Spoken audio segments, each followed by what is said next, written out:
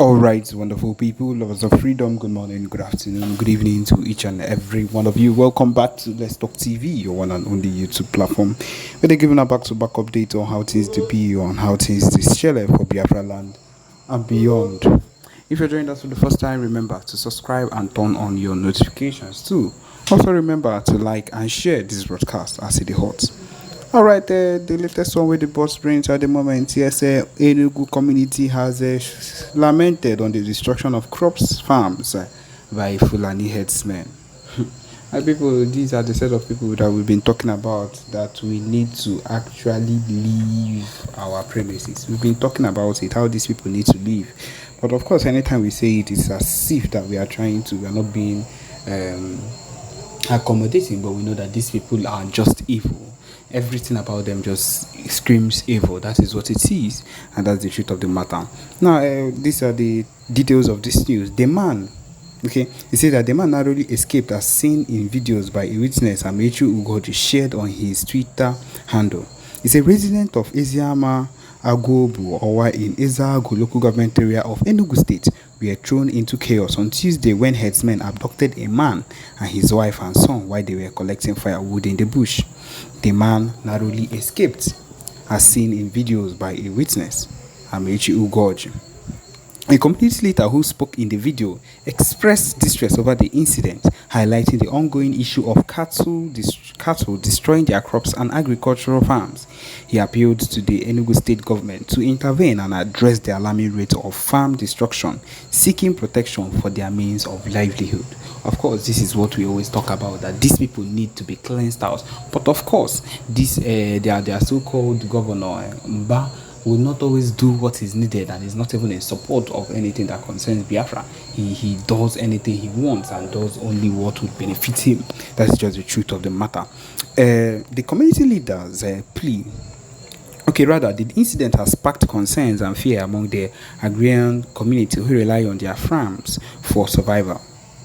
The community leaders' plea for government assistance aims to ensure their safety and the preservation of their agricultural resources. The man narrated, "What happened today is that we cultivated this agri farm. We decided to fence it with bamboos before we shared it among ourselves because cow destroys our crops. When we started fencing the farm, the herders came and started asking us what we were doing because they would come back and remove the fence. True to their threats, today they came and destroyed the fence. So while they were destroying it, we got information and came and pursued them out. They attacked one of our brothers with their sticks and told us that they would return. After we pursued them, one of our sisters and her husband went to fetch firewood, and from there they seized the husband. So the wife and son escaped and ran home to tell us." Also narrating how he miraculously escaped being slaughtered, the victim said that they were accused of killing their cow, a charge he vehemently denied. Of course, our dog came, my wife and son escaped and came to make a report that I was seized by Fulani headsmen inside the bush. My wife escaped with my son when I was exchanging words with them. Asked them, "Will you kill me and kill my wife? For what offense?" At that point, I didn't know that my family had already escaped to come home and give information on how to rescue me. When the herders discovered that my family had escaped, they apparently sensing danger, they released me. When they released, I was calling my wife and my son, but they were nowhere to be found. That was when I knew that they had escaped. The farm the herders destroyed is located at the place called Agric in Eziama Agobo. And these people are becoming a very big terror to everything that we hold dear. And if we do not take things seriously at this point, it's going to enter another thing and we are going to suffer for it in the nearest future.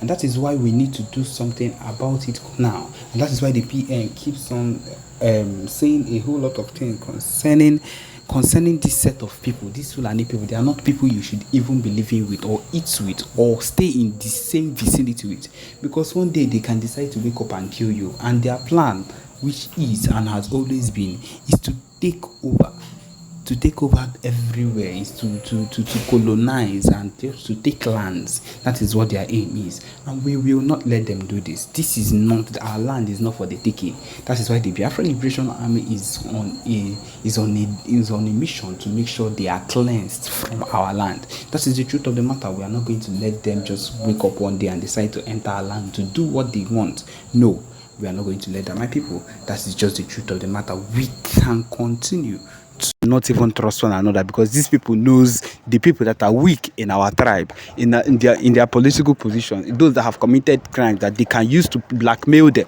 They have used these people to turn us upside down, and that is why we can't even have peace. We can't even get what we want at the appropriate time.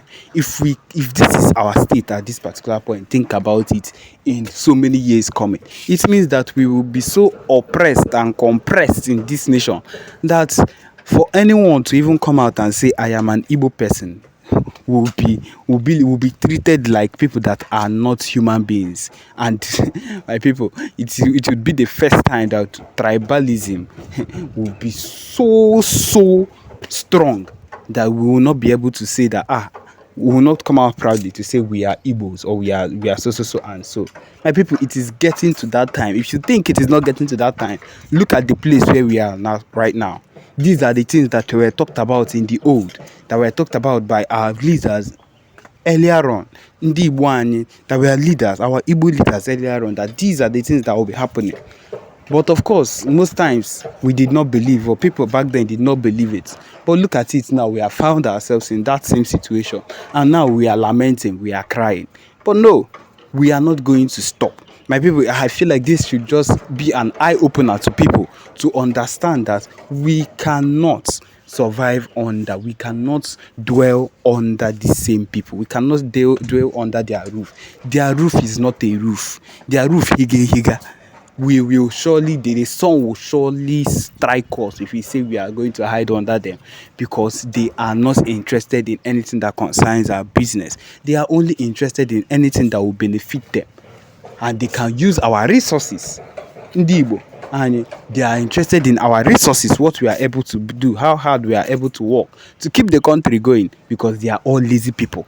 Every single one of them very lazy. To see someone that is hardworking, or that would want to put in extra work as an Igbo person, as an Hausa person, or as a Fulani person, is very hard.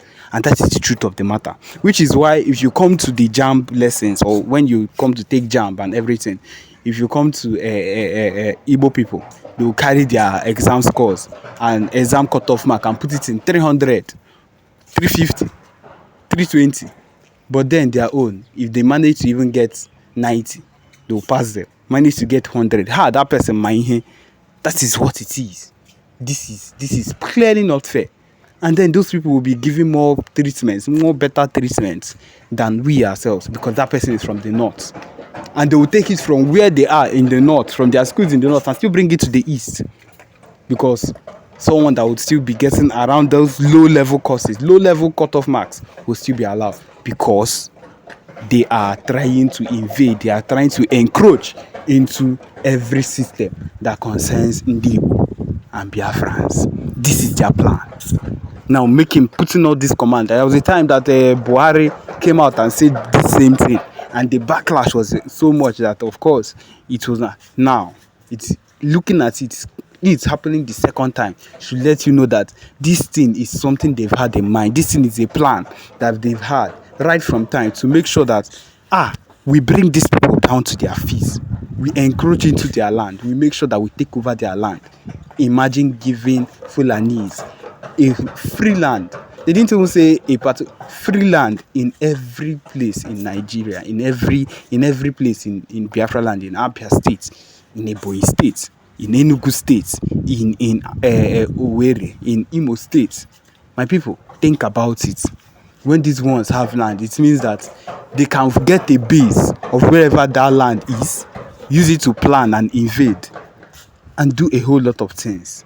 And that is the issue we keep having. These are the issues we keep having every single time. When these things are not treated properly, you see that we would always have issues. Issues upon issues upon issues upon issues. And when these issues start compiling and keep growing and keep going high, my people, it means at some point we will not be able to contain it. But if it starts now, to go against every single thing, to make sure that, to let them know that we are not giving up on our call to get Biafra, then they will come to understand that we are serious, and that anything we've ever said has always been serious. and they will take us more seriously, because that is what we need to do, because that is what we are. We are serious people. That is why the Biafra Liberation Army and the Biafra Navy, every single people involved in this particular movement, is working tirelessly to make sure that we get what we want. And so that is the problem. That is the effort we need to keep having. So yes, my people, this is where we come to the end of this particular broadcast. Thank you for joining us. Remember to subscribe and turn on your notifications too. Thank you.